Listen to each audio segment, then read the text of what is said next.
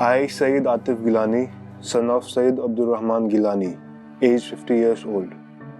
He was brought dead at Fortis Sea Dock Hospital in Chirag Enclave, Delhi, where doctors declared him dead. Please allow me to take my father's body to Kashmir.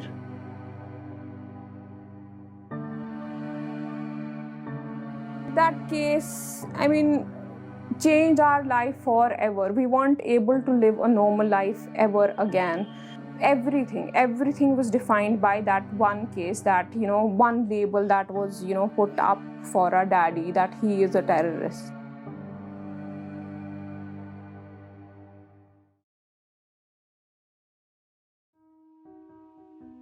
Kashmir is a different place altogether. For us, it is, something apart from the whole world.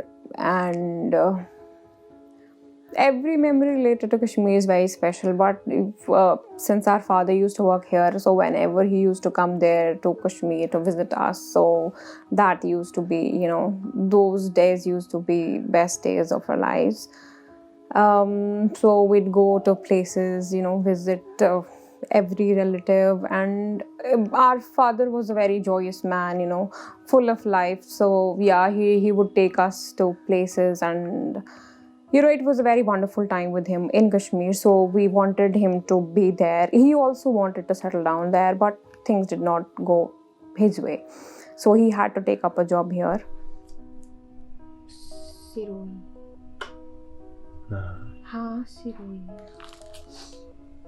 He was a very adventurous person.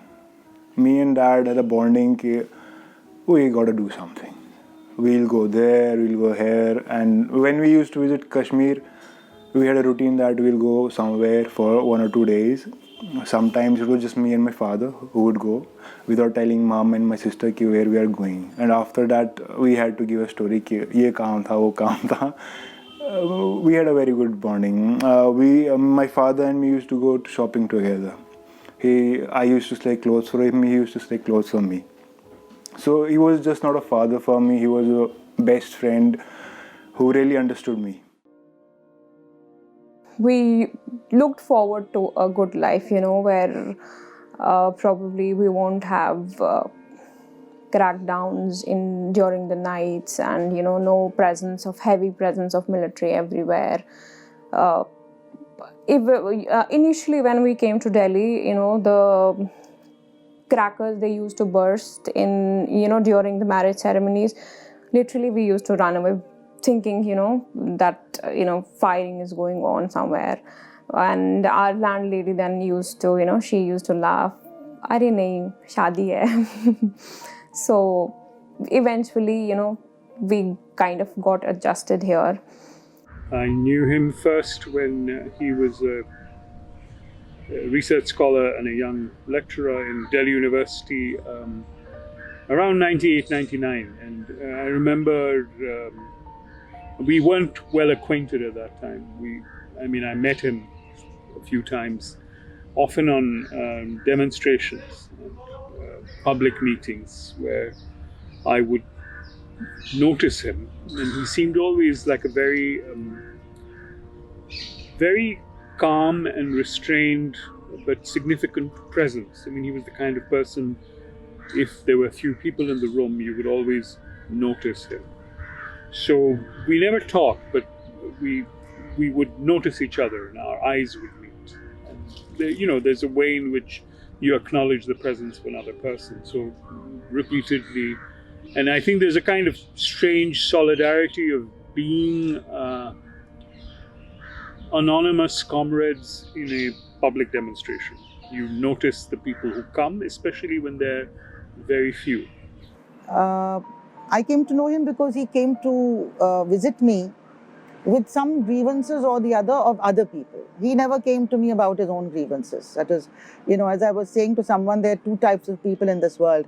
Those who are worried about themselves and those who are worried about others.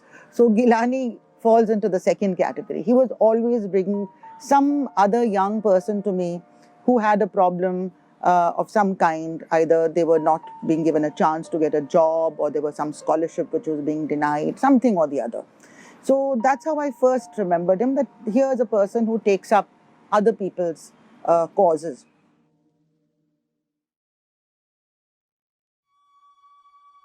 It was, I guess, in Ramzan, December 2001. We were watching television, and there was this sound in the, this bang bang sound came from the TV. Cut live to Parliament, there is firing going on. अभी भी आप सुन सकते हैं मेरे पीछे गोलियों की आवाज चल रही है.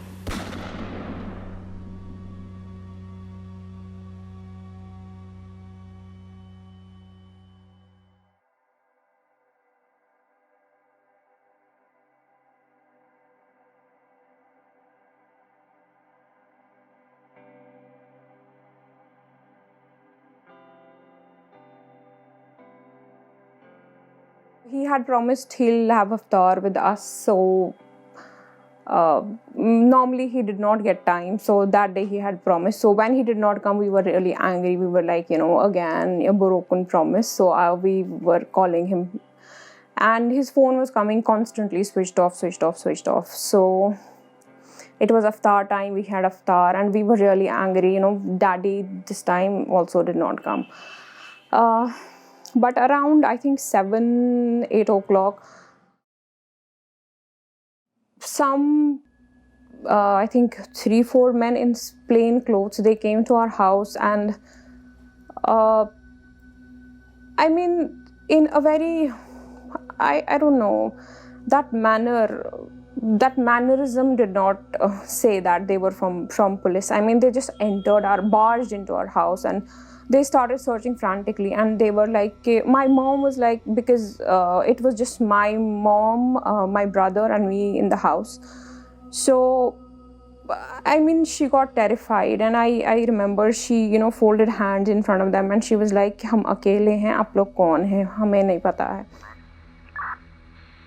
They eventually took us to an undisclosed location that we didn't know, and we were kept there for the night, and other relatives who had left our home to leave for Kashmir, they were also there.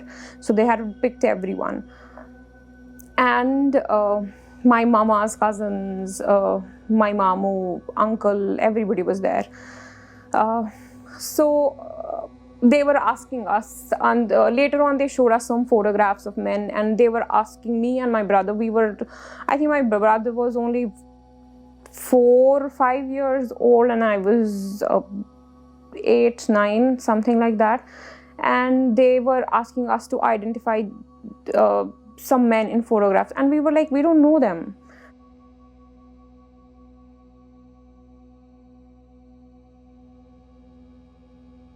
All of us were very shocked to read in the newspaper that, some people have been arrested, and Geelani is one of them. And I would never have associated him with anything like that, because whatever interaction I had with him, he was not the sort of person who would ever espouse violence. I remember next day, normally when they used to keep us in a room, they used to close the door. That day, they opened that door, and the door of the room exactly opposite to our room. And after some time, they brought our father. He was supported by 2 men, and he wasn't able to walk properly. He was chained. He was bleeding from some parts of his body. And when we saw him, I think we ran back to that room. I mean, we were so shocked, and we were kids, and we were horrified, and we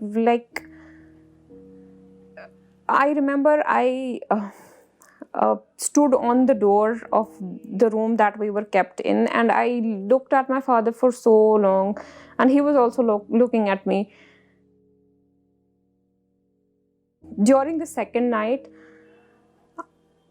I remember there was this room adjacent to our room, and we heard loud cries and banging, on the walls. I mean, men, Kashmiri men, because you understand the accent and the way they were screaming. They were Kashmiri, and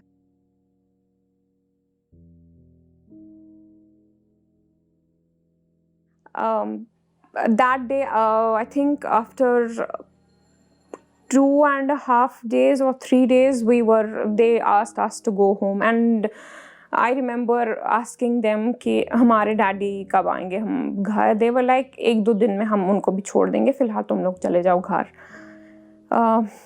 Eventually, after 2 days, when we came to visit our daddy, we were told he's going to S.A.R jail. He's not coming back home. On directions from Pak ISI, a Fidayeen attack should be undertaken in Delhi, and LET would provide all necessary support. So it shows that both of them have come together to carry out this operation here. For the first 2 days, I couldn't understand what was happening to us. It was only in special cell when I saw my father in chains, I had an idea that something very bad is happening to our family.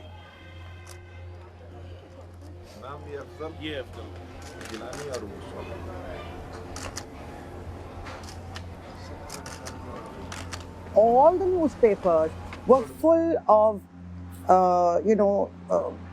stories which we all later on discovered were completely false.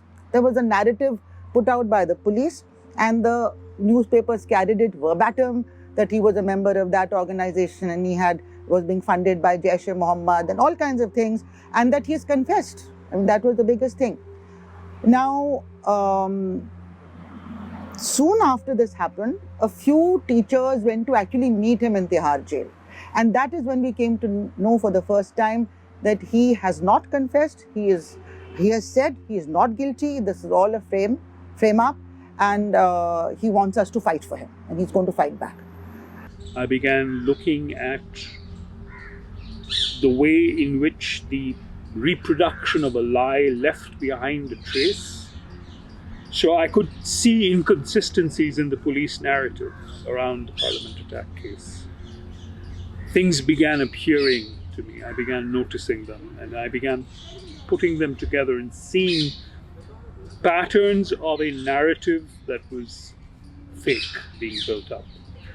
And that convinced me that there was something profoundly wrong that was going on. When we first visited S.A.R, it was a very difficult process because they mocked our names. My mom's name is Kuratullah and Arifa. Eventually, when we saw Daddy, we had to see him through a wire mesh. It was a thick wire mesh. We couldn't hear each other properly. It was a horrible sight. I remember we all came out crying.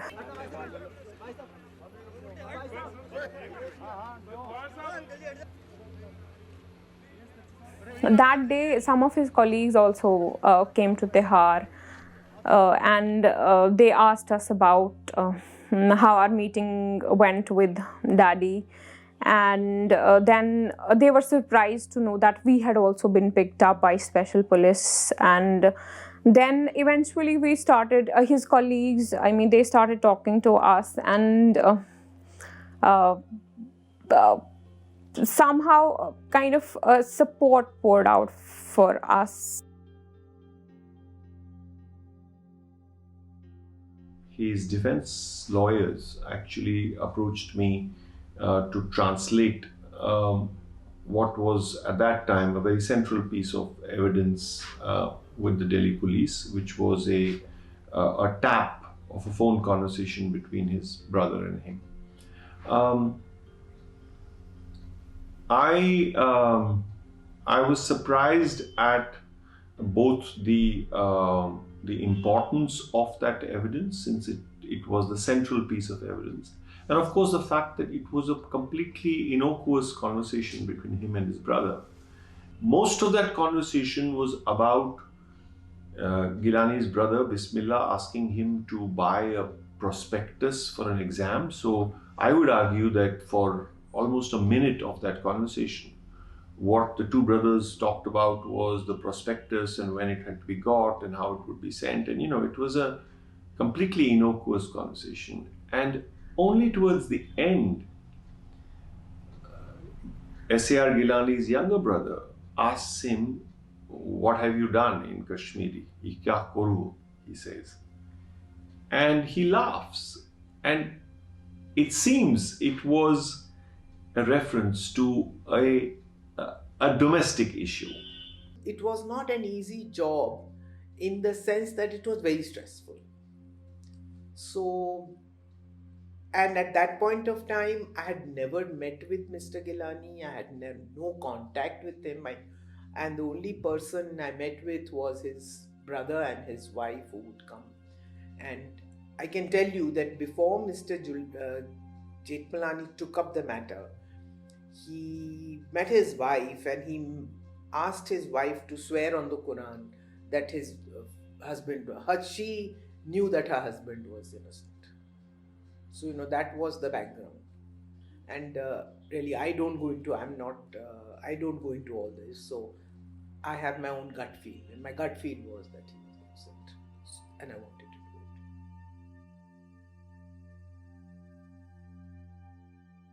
do it. The judge in the lower court, he would act as prosecution. Even if the prosecution lawyer did not question any evidence, or he did not,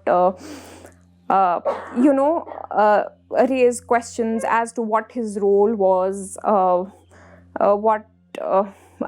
accused, behaved in certain situation, the judge would question the defense lawyers, and actually one of the lawyers actually told the judge that you are behaving as prosecution lawyer. The structure of case is built in the trial court. High Court and Supreme Court does not go into the nitty-gritties. They do not examine the witnesses. Witnesses are not called here. They are not cross-examined here. In a certain way, that evidence is not produced. This all happens in the trial court. So you build a structure in the trial court. Then High Court and Supreme Court deals with the legal issues and others. The way the trial court had gone about with the whole matter showed the kind of prejudice that had been there. And there was a big, there was so much of noise and so much of media coverage about how these people had attacked the very root of democracy, etc., etc., etc. Fortunately for me, I have dealt with several other such cases and I know how these people get framed. We did not have many, high hopes from the lower court judgment. And eventually he sentenced all of them to death and life imprisonment. And only Afsan Guru was sent to 5 years imprisonment.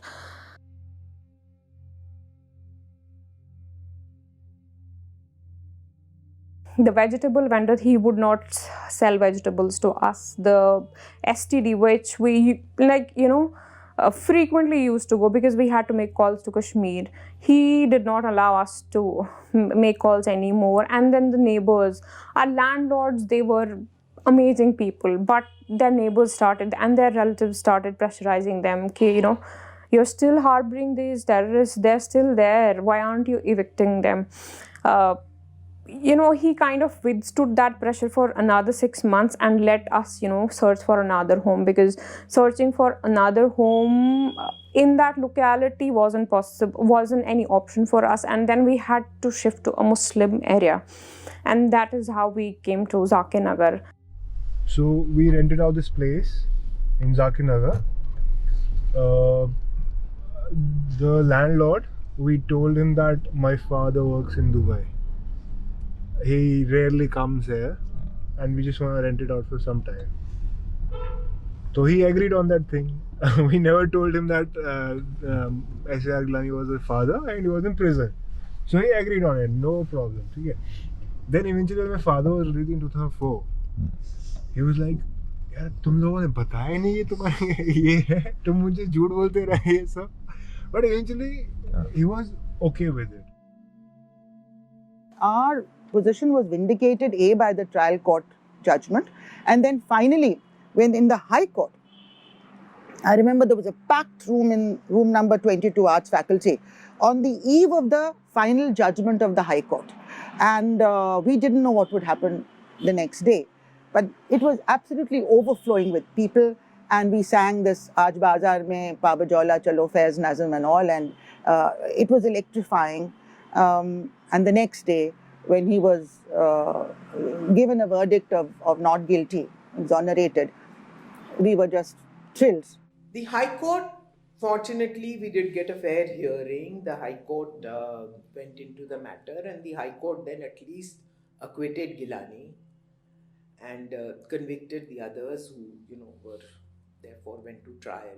But even in the High Supreme Court, ultimately it's Guru. I mean, the thing is, the judges also feel somebody has to be, to, as they have put it in black and white, to assuage the collective conscience of people, they must hang somebody. I mean, it is, something which is beyond me to understand.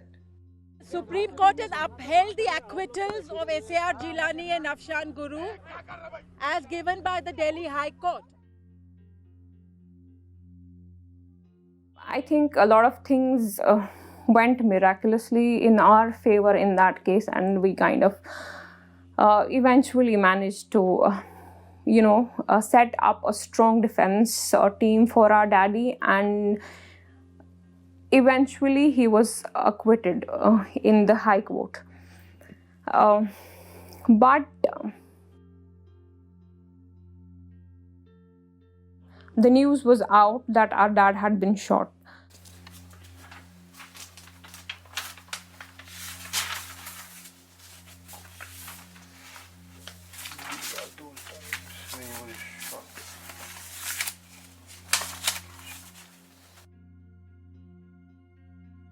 You'd expect I would be crying at the time or something, but my father was laughing at me at that time.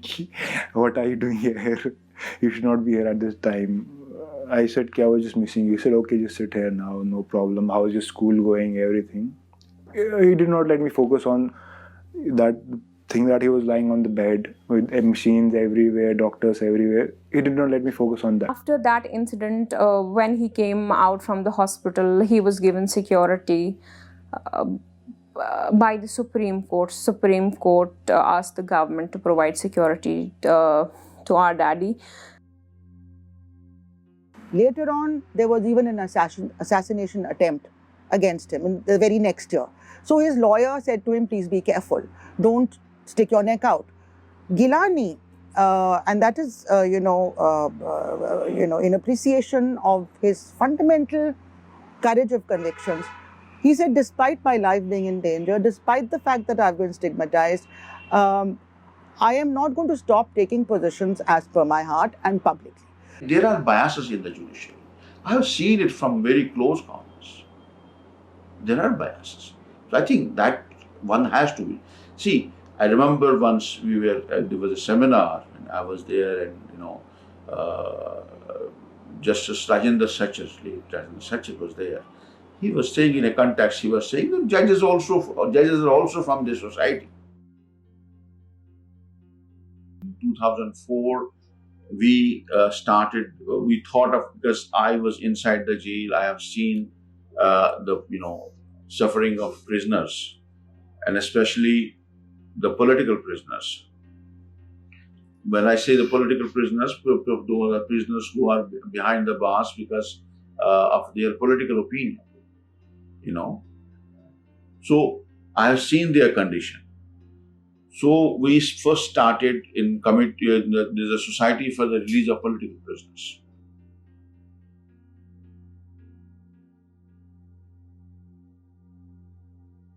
He was always coming to me. He felt the pain of the others. He felt the pain of those people who are in jail, and he came with a large number of such cases to me, to do it for him. There are a large number of such cases. He set up this society for prevention of protection of democratic rights. I mean, I don't think it can survive today because he's not there. Rona has been put in. So, but they did a very good job. They were giving a lot of, he's managed to get justice for a large number of people. So he used to come constantly, he used to come in touch. He was disappointed, he was upset, but I must tell you, his spirits were good. Our life changed entirely. We had guards everywhere. Wherever we used to go, they would to be with us. Before that, I remember we used to often go out because my father was in jail for 2 years.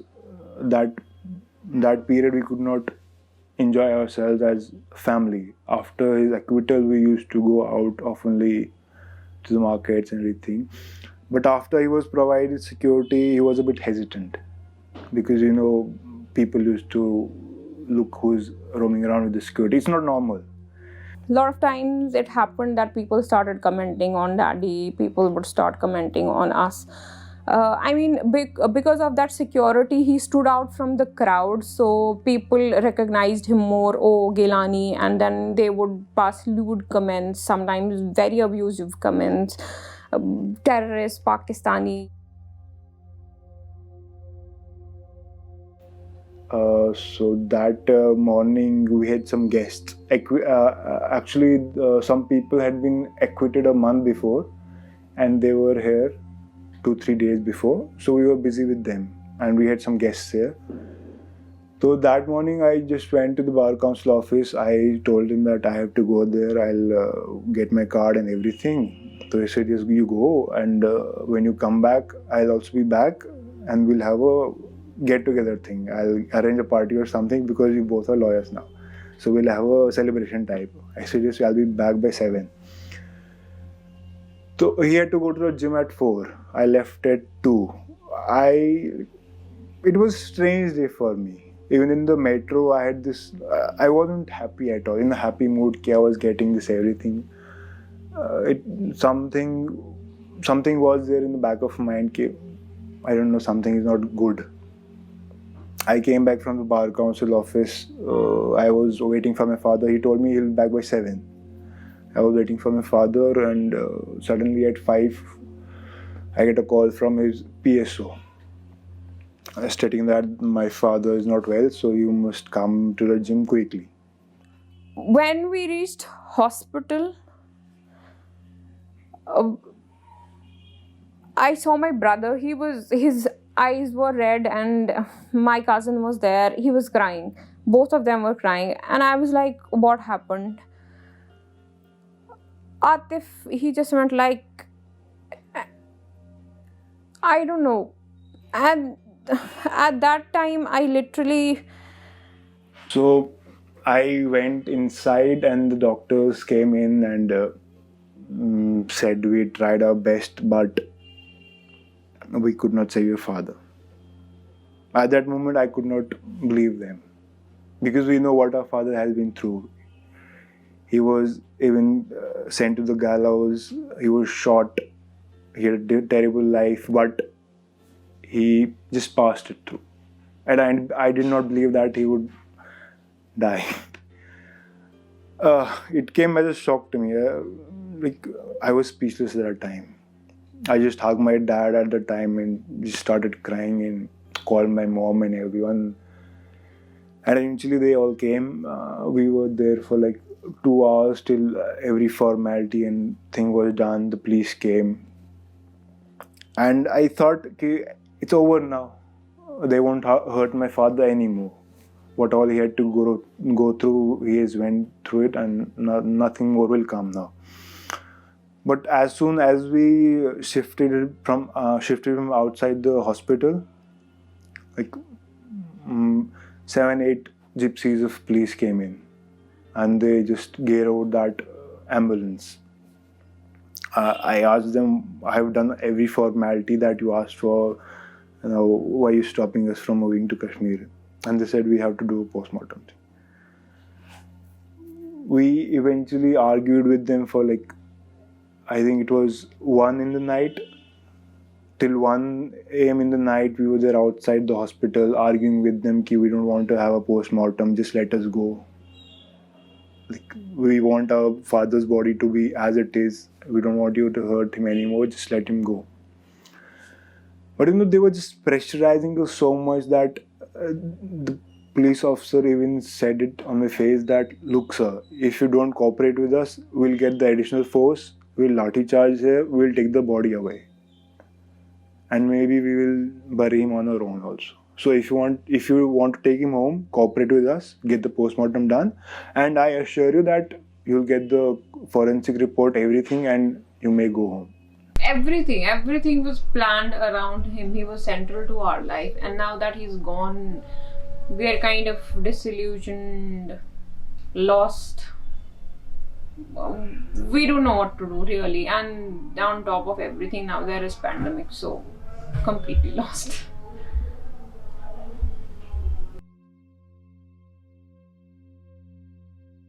After the parliament attack, the government just brought in the POTA, the TADA, mobilized the army on its borders, and created a situation of like war. In my father's case, the biggest bias against him was that he was a Kashmiri.